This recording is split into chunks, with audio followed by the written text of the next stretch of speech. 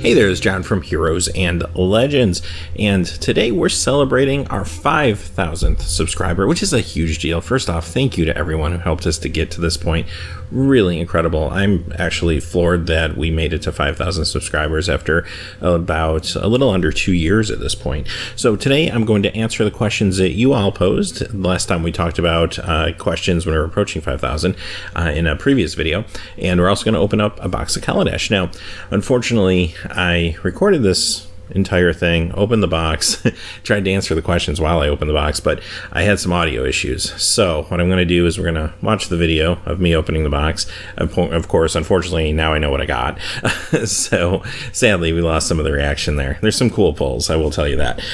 But as we go through, we'll go ahead and answer the questions. I'll go ahead and comment on the pulls that we get as well. So I will tell you that this first pack, I'll kind of hold the first question until we get through the first pack because it's a good one. So we'll kind of watch this one for a second. But yeah, today we'll open a whole box of Kaladesh. Also at the end of the video, I'm going to quickly show you all some other unopened products that we have that we'll be opening on the channel in the future.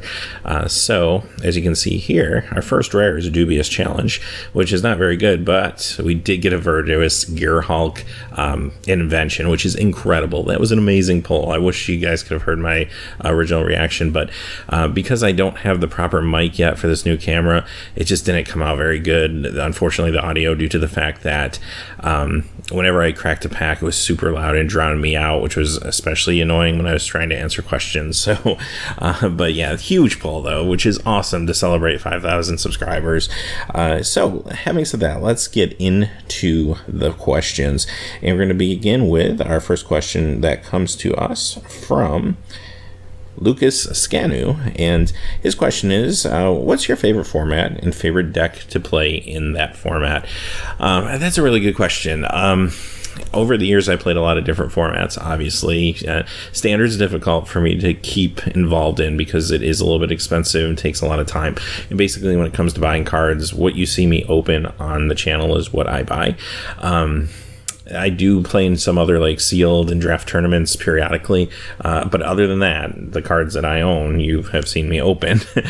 So it's pretty hard for me to keep up with Standard, obviously, without investing more into that. Now, as far as Modern goes, I do enjoy Modern, but again, sometimes it's a little bit of an investment. What's nice about Modern, though, is you can kind of invest into a deck, and you have that deck, which is phenomenal. And I have played Tron quite a bit in Modern. I enjoy Tron. I would like to play some other decks, and we get another good rare, DePaula Pilot Exemplar, and a foil Malphus Squad. So not bad so far. But yeah, I would like to try to play Affinity at some point. I actually put together a budget Infinity build on Magic Online. I'm going to do some videos on that in the future, so stay tuned for that. But also, I would like to try, like, Infect seems fun to try out to me. So there's a few different things that maybe I'm going to try to pursue on Magic Online, if nothing else. It is difficult sometimes to get the funds to put together the decks for paper Magic, especially when I'm putting a lot of money into the channel and stuff like that. So having said that, I think overall probably my favorite format currently is probably Sealed, because that's what I play the most of. And what I enjoy about Sealed is, even though there is a little bit of a variance depending on what you open in your packs, I do feel like you really get to be creative with what you put together from what you have there and trying to make that work. And sometimes it's a challenge to make it work with a bad pull, but I kind of find that fun. So Sealed, and I enjoy Draft a lot too for a lot of the same reasons, but Draft, at least you have a little more control over what's going on. The power level seems a little higher, but I don't know, Sealed just seems kind of fun to me because I like to kind of cobble together stuff from whatever I have.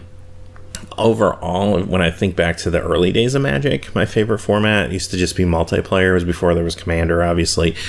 So we used to play what we used to call cutthroat multiplayer. So we go to the LGS that we hung out at, and there could be like 6, 7, 8 people, whatever. We'd all sit down with our decks, and we'd just play this free-for-all game where you just could attack anybody at the table at any time. There were no rules about how far you could attack or anything like that. And those games were just tons of fun. I mean, that's probably the most most memorable games that I can think of in the history that I played Magic is just those games, playing with friends at the game store. And it was funny because in the early days of Magic, a lot of games you played were multiplayer because you were playing in places with a lot of people, and you didn't have Commander yet. You didn't have those type of formal rules, so it was just kind of fun and chaotic, and a lot of my decks were designed for multiplayer games at that time, so I wasn't really great at one-on-one situations because my decks weren't really made for those. So if I were to say current format would probably be sealed, past formats it would probably be like that cutthroat multiplayer Magic.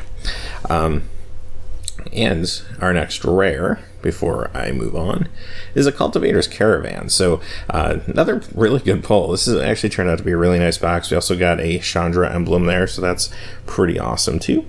Next question: how would you rank the Magic's colors, favorite to least favorite? And that comes to us from Vernursis. I hope I'm saying that right, Vernursis. So that's an awesome question. I could give the Mark Rosewater response, right, and say, how can I possibly choose between my children? I love them all the same, but I won't do that to you. But I won't give you a straightforward answer either. I think if you were to ask me today, currently, favorite colors from favorite to least favorite right now, on the day I'm recording this, I would probably say overall, blue would probably be my favorite, followed by white, followed by black, followed by red, followed by green. But that was not always the case. Over the years, I've changed, and there's another amazing pull, Virtuous Gearhulk. Now we got a regular one and a fancy one out of this box. Incredible. So great box for our 5,000K, by the way. So over the years, though, I have changed my thoughts on what my favorite colors were. When I first started playing, green was my favorite because that was my first deck. I bought a pre-constructed deck from an LGS, and basically they took a bunch of commons from like Revised and I think Unlimited or whatever, and just kind of threw them into like a starter deck sort of thing. So I had green and I liked it. It totally was cool. And one of my first rares I opened in a pack was Force of Nature. So like that was like a really cool card to open. And we have Padim, Council of Innovation. And we have a foil as well, and it is Concealed Courtyard. Foil dual land, I'll take that. So green was my favorite. I quickly, though, moved into white, and I think the reason I liked white so much was because at that time, and you have to think back, this is like Alpha, Beta, Unlimited, Revised, and the first few expansions, so Arabian Nights, Antiquities, Legends, The Dark, Fallen Empires, like that time period, white was like really weak. I mean, there were some cool cards like Swords of Plowshares and Sarah Angel, but for the most part, people kind of just splashed white and used it as a support color. Like nobody was going in with a white deck and winning anything. So I kind of like that challenge. So I would play a lot of white and put together some really cool white decks because it just felt like it was harder to win with white, and I really liked that. And then when white started to get more powerful, it was kind of cool because I felt like, you know, I was on board early before when nobody played it, right? But then the more I played Magic and you get into kind of the alliances, Urza Saga, Tempest Block, and you started seeing, oh, and we got a Smuggler's Copter, awesome, another great pull. So you started seeing a lot of super powerful white cards. You know, Force of Will, Tolarian Academy was a big one, even though it's a land, gives you blue mana. There was just so many crazy things blue was doing, and you just start to get more involved in that. I think the more you spend time with the game, I think everyone goes through that phase where they become enamored with blue, and I went through that for sure. And blue is still overarchingly my favorite color just because of a lot of the crazy stuff I used to be able to do in the old days.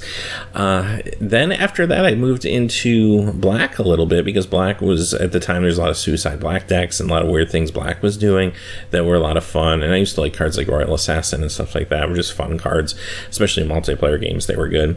Oh, I missed the rares there, sorry. But we also got another foil. That was a common, though. So we also played it's like I said, a lot of the multiplayer games, so cards like Royal Assassin were fun. A lot of the black cards worked well there, so I like that. And then more recently, I've really come to enjoy red. Like in the last couple of years, I think they've buffed red a little bit. They've nerfed blue quite a bit, and a lot of the stuff blue used to do is move to red, and I just find red more interesting. I also find the aggro decks more interesting. I used to kind of think that, well, you just attack, but it's not that simple. Like aggro decks are very complicated to know when to attack, when not to attack. attack, when to go more creature heavy, when to go more spell heavy, and they can be actually very challenging. What I find challenging, and there's a Panharmonicon, great card too. What I find challenging with like red aggro decks or even red black aggro decks is it's easy to do well in the early game, but sometimes hard to close out a game. I do enjoy that challenge. So yeah, okay, maybe that was a little bit of a convoluted answer, but I have really appreciated all of the colors throughout the years and at different points in my career, for sure. My hobby, I guess, more than my career. All right, let's go on to the next question. And take me a second here as I kind of juggle everything. Coming up on our next rare, and it's Confiscation Coup. Very good limited card. And we get another foil Self-Assembler as well.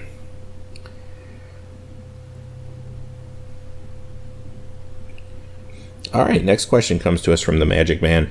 What's your favorite play style? For example, control, aggro, combo, etc. And if you have one, favorite color pairing or guild, or your favorite wedge or shard. That's an awesome question, actually, because I do have an affinity to certain color pairings.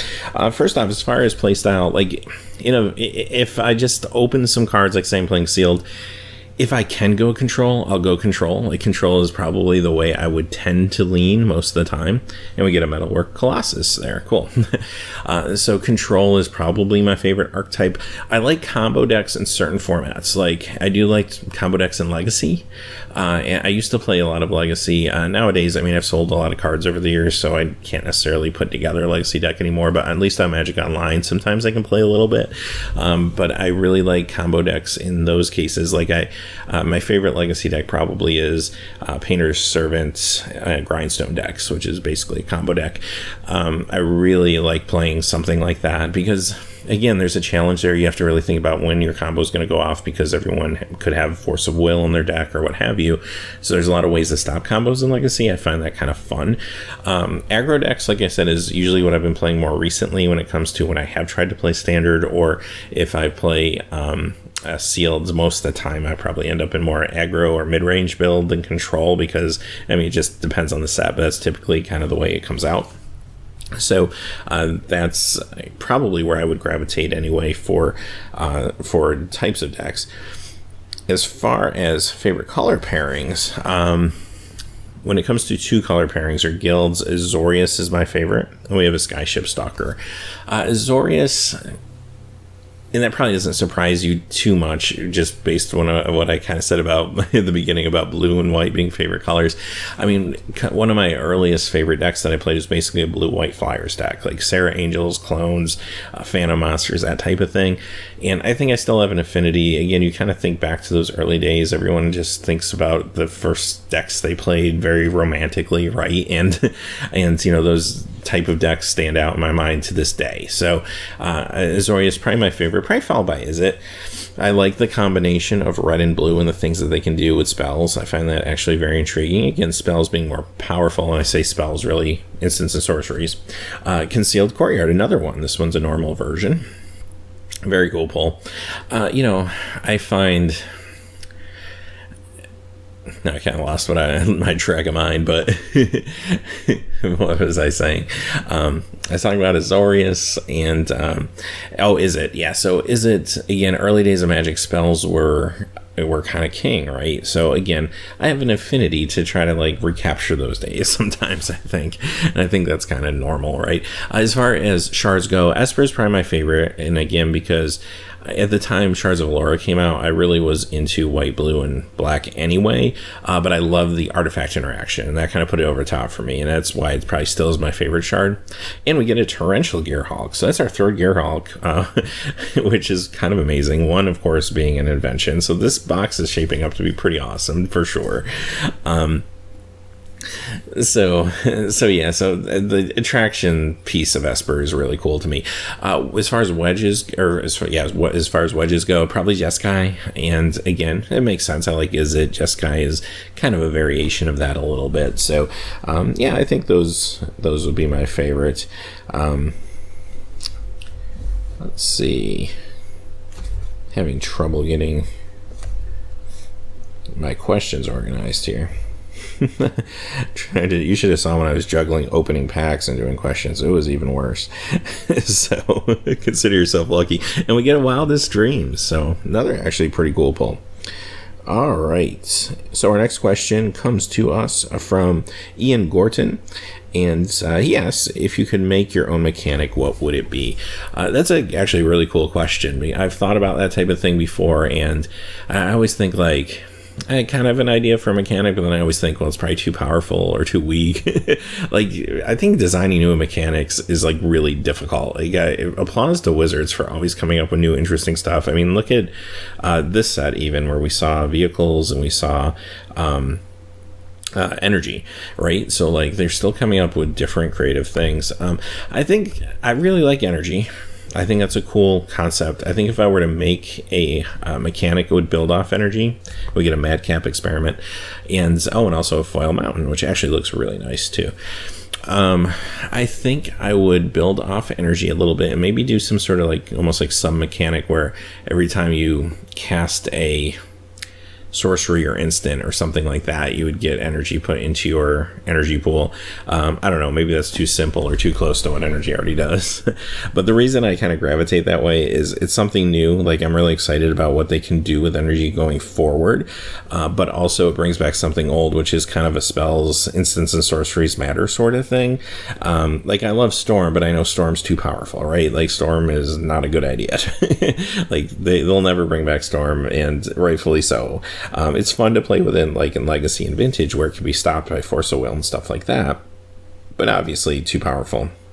And we get an Ether Storm Rock, and another emblem. Got quite a few emblems in this box.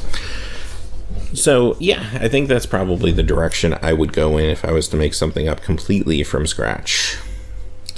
Let's see, what's our next one? What are a few of your favorite comments you received and a few of your strangest? And this comes from Thrice Orphaned Dumpster Baby. Great tag. I love it. So that's a great question, actually. I won't say anything specifically. I don't want to call anybody out on it, but I will say this. My favorite comments are the ones that... we get another dual land, a Botanical Sanctum. That's actually pretty awesome, too. My favorite comments truly are the ones where people kind of say things like, you know what, really enjoyed the video. This video really made me think about how I want to spend my money. Maybe I was going to buy one product, but instead I decided to buy this other one instead. Like, just did the video on the commander decks, for example. So, someone would say something along the lines of, I thought I was going to buy this commander deck, but then I saw the deck lists and saw the cards in them that you put in your videos, and now I want this one instead. I help somebody like spend their money, which is a big deal. I mean, people work hard for money. I know. I've done it all my life. And it's the worst thing in the world is when you make a purchase and regret it later or wish you bought something else. And we got a Garipur Orrery. So that's special to me. Like, it makes me feel like I made a difference, which is really the reason I got into this to begin with. Like, I wanted to make a difference and contribute to the community. And I talked about this in the video leading up to 5K, so I don't want to go into crazy detail, but just long story short, when I moved recently, 2 years ago or so, I didn't have that same Magic community around me, and I wasn't able to participate in the ways that I was able to before. I didn't have a local game store that I felt like was a place that was friendly to the customers, and I just didn't have that place, that community anymore. That was the Marionette. I forgot the name of the card. It went by fast. So that put me in this position where I was really trying to strive to find some way to contribute to the community and be involved, and it became this. And this has been really fun. It's to the point where, for me, this is kind of the way I interact with Magic now and with the Magic community, is these videos, more so than even necessarily sitting down and playing Magic, which is crazy to think. I still play Magic probably 2-3 times a week, which is still, I think, a fair amount. But it's not as much as I used to, but I put the time into the videos. And we get an Aetherworks Marvel, another awesome pull. So, that's when I hear comments where people appreciate that, and I helped somebody make a good decision, or maybe help them with a card they were thinking of adding to a deck or something like that, like, that's special. As far as the strangest comments, I don't know if I've got anything strange per se. I mean, maybe I haven't been around long enough yet. I don't know. Maybe ask me again at 10K. So maybe with more subscribers, I'll get more strange stuff. I don't really get anything strange. I mean, I do get people that, it's YouTube, but, you get trolls, right? Like, that are just trying to argue or confront you or something like that. I will say, fortunately for me, I've had a lot of experience in the business world. Conti, Lord of Luxury, is the rare. That's an awesome card in Limited. I'm going to say real quick before I get back to my answer. I played with that in Limited last weekend, cast it, looked at the first 4 cards in my opponent's library, pulled one of the angel that gives the 4/4 flyer that lets you flicker something. Cast the angel, flickered Gonti, got to do it again. It was awesome. So just another side story there. But anyway, so I worked in the business world for a long time, and you develop a thick skin really quick. Like, nothing really bothers you because you're always getting feedback, either from your leader, from peers, from customers. They'll tell you what they think, whether it's right or wrong anyway. All right, so like, that sort of thing honestly doesn't get to me at all. And everyone has the right to their opinion, and some people, yes, they're trolling, but other people just have a different opinion than I do, and that's totally cool. Like, definitely post whatever you'd like, as long as it's not something that's threatening or illegal to somebody else or something like that. Post what you like, and sometimes I don't respond. Usually if I don't respond, we get a territorial gorger. Typically it's just because I disagree, and you've heard my opinion in the video. There's no reason for me to go back and forth and argue at that point. I gave my opinion and you gave yours, and that's totally cool. There's nothing wrong with that, but I'm not going to engage in any sort of argument or try to make you change your mind, it's totally cool, right? So yeah, that type of thing doesn't bother me at all, quite honestly. And yeah, it's YouTube. I'll make mistakes. Sometimes people will call them out, and sometimes they do it in a very constructive way, and that's awesome. Like, I have no issue with that. Hey, look at it this way. I mean, I look at a card that's I look at a set that's maybe 250 cards in it. At some point, I'm going to make a mistake, right? Like, I'm going to misread a card. Midnight Oil is our next rare. I'm going to misread a card or two in that set review, decoction module, and make, as far as what it can target or something like that. And it's just going to happen, and someone's going to notice it, and that's totally cool. I mean, some people like to take an opportunity like that to make themselves feel superior, but that's what they need. That's what they need. There's nothing wrong with that either, So, like, I don't know, some YouTubers, and we've all seen it, I'm sure, they take that stuff to heart to such a point that over time it really starts to bitter them a little bit, and you almost can sense it in their personality over the years that go by, or in videos where they say things like, well, someone's going to say X, Y, or Z in the comments now, but you know what? That's totally cool if they do. It doesn't mean that it has to bother me. Captured by the consulate, so that's just my take on that stuff. But I will say, I love the community that we built around this channel. I mean, there's very few negative things. I mean, every once in a while there is, but because that's life. But for the most part, the community is very supportive and positive. When you read the comments on these videos, you compare them to comments on other channels. I'm very proud of everybody that comments here and that is part of this community, and I really think that it's pretty awesome that we continue to kind of keep this positive place, for people to talk about Magic, and that's really important to me. Let's see, I think I have at least one more other question.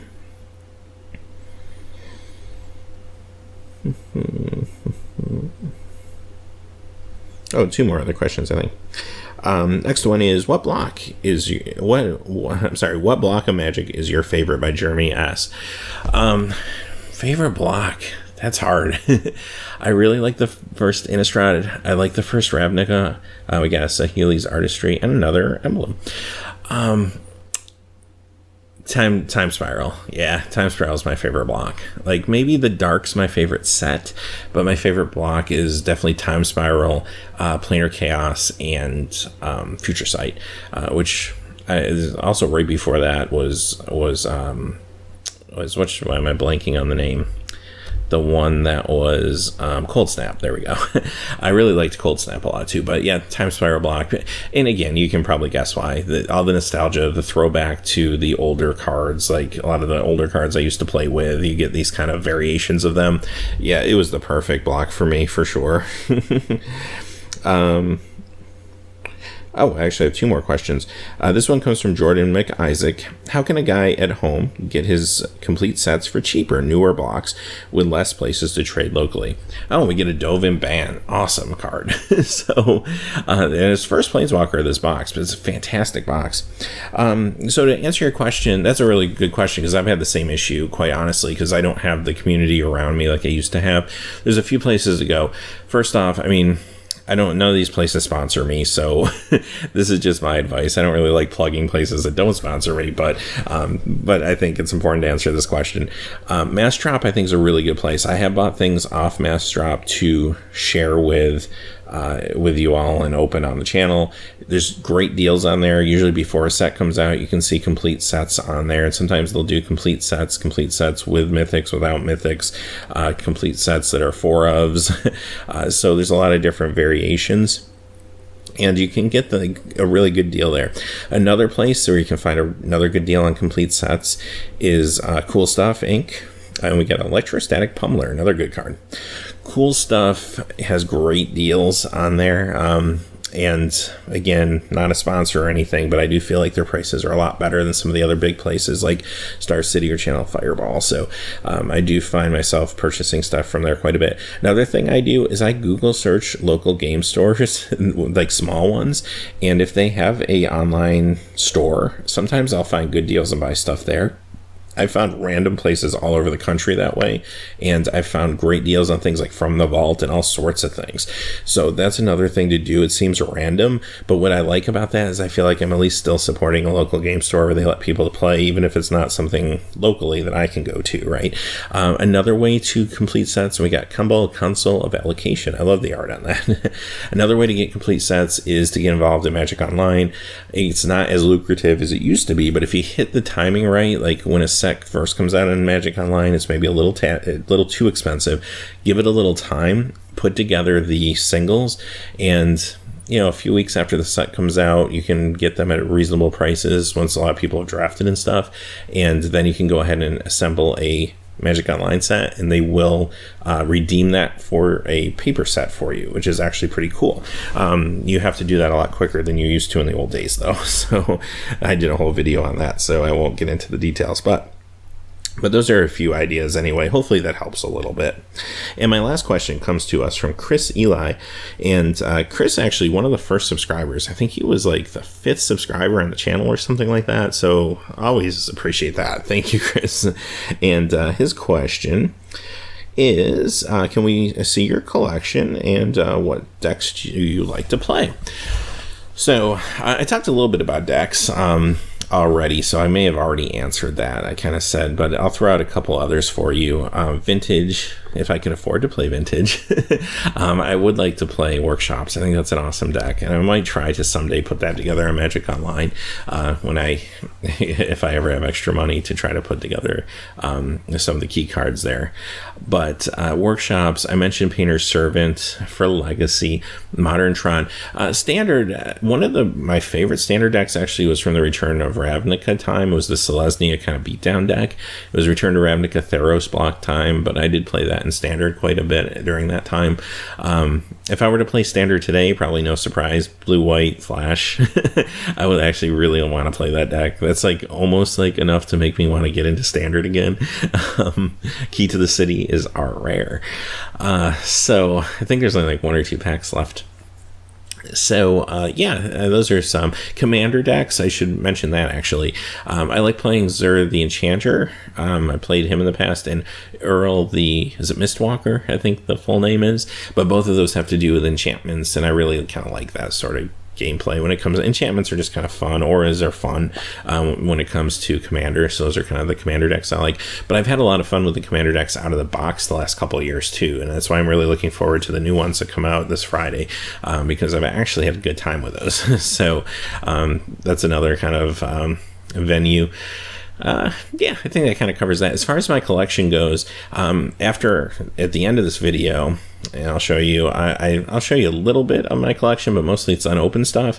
As far as my actual Magic collection goes, quite honestly, I've sold a lot of the more valuable stuff to help support the channel and kind of build the channel. And I had a decision to make at one point where I was kind of like, that was an Insidious Will, by the way, another decent pull. I had a decision to make where I was kind of like, do I hang on to this stuff, especially since I don't play as much in some of these other formats anymore, like Legacy or, even Vintage, or do I just sell it and kind of put that money into something that I am very involved in right now, which is this channel and growing this community. So it was a tough decision, but I did it, and it was actually a weight off my chest once I did, because you always worry about what if there's a fire or something, you have thousands of dollars worth of cards sitting in a binder or in boxes or whatever, we get a bristling Hydra. That's not worth thousands, but so I was able to sell those cards, and actually I feel pretty good about that decision now, and it really helped the channel, helped me get some equipment. I mean, as well as Patreon has helped a tremendous amount too, as well as the Amazon affiliate store links and stuff. But in the beginning, to get me kind of started with a new laptop and stuff like that, selling cards really helped a bit. So so I don't have all those vintage staples or anything like I used to have, or even Legacy staples or even modern staples anymore. So I have a lot of binders that have a lot of holes in them.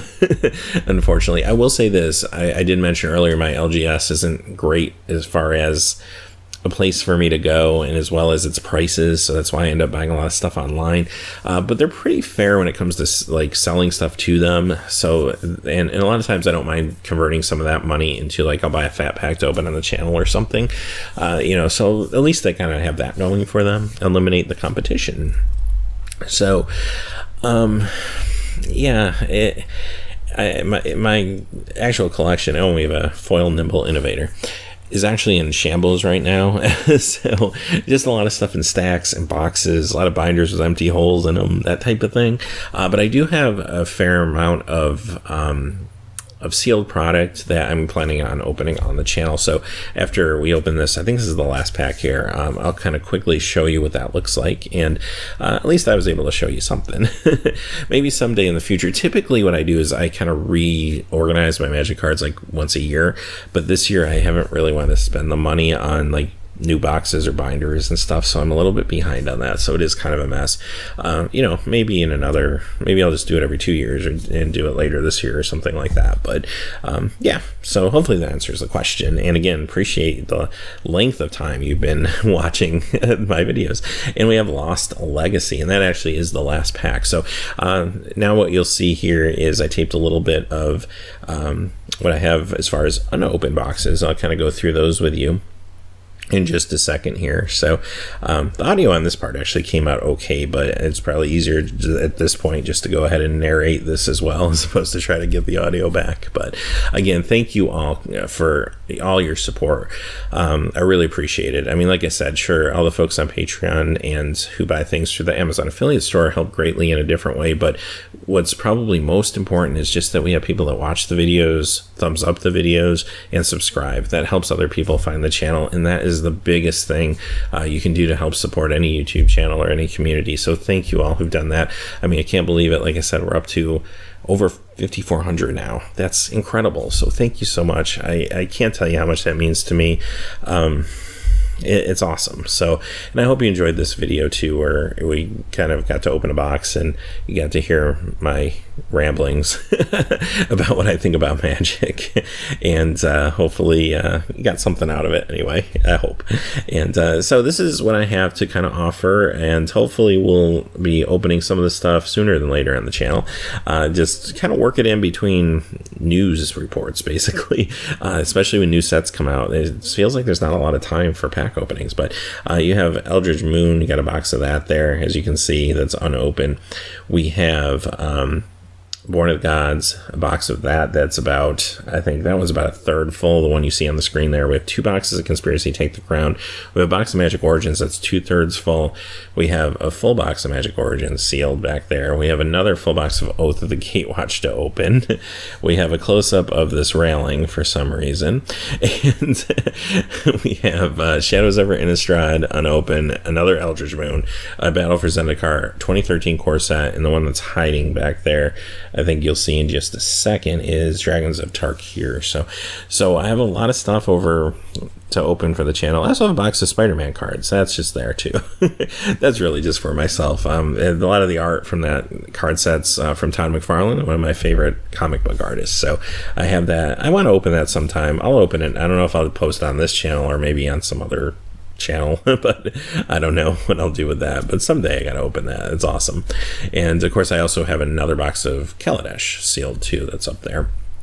So a lot of stuff to open up on the channel, and I don't know when we'll do it, but we'll work through it over time. I also have some videos I pre-recorded too, where I pre-recorded Shadows Over Innistrad, as well as some of the Battle for Zendikar block stuff that I haven't posted yet. That's a little outdated. Now I stopped doing that. Now when I open something, I post it right away, but I do have some backlog there too. So anyway, hope that kind of helps a little bit. As always, thanks for watching. Please remember to like and subscribe, and have a great day.